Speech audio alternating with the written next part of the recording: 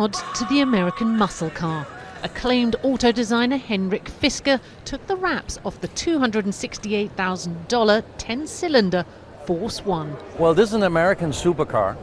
And what I mean by that is that when it comes to design, American cars really always shows what they got. More than half of this car is the engine. It's got one of the largest engines in the world, 8.4 liter V10 with 745 horsepower. It needs a lot of air coming out, so that's why we have 4 air outlets up here. We got 2 air intakes here. Because it's got this giant engine, the whole cabin is pushed towards the rear, and it's almost like you're sitting on top of the rear wheel, which is very unique proportion for this car. And it's sort of very American sports car to have this whole cabin put so extremely back. In the luxury market, over $200,000, there really isn't an American sports car or a luxury car. So with VLF and with this car, we kind of wanted to create a car company, and with this sports car, create a car that kind of caters to that market. How many of these do you hope to sell?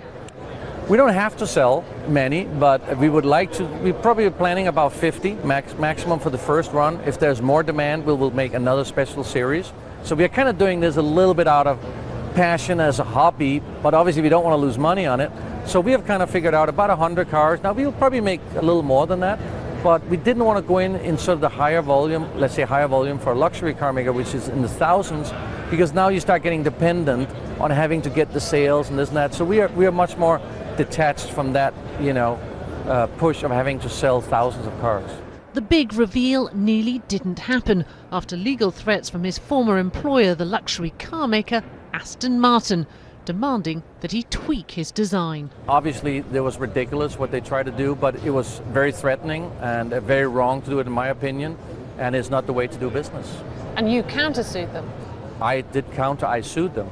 Legal battles aside, if only 100 people buy this made-in Michigan supercar, it will be a success, both on and off the road. Michelle Fleury, BBC News, Detroit.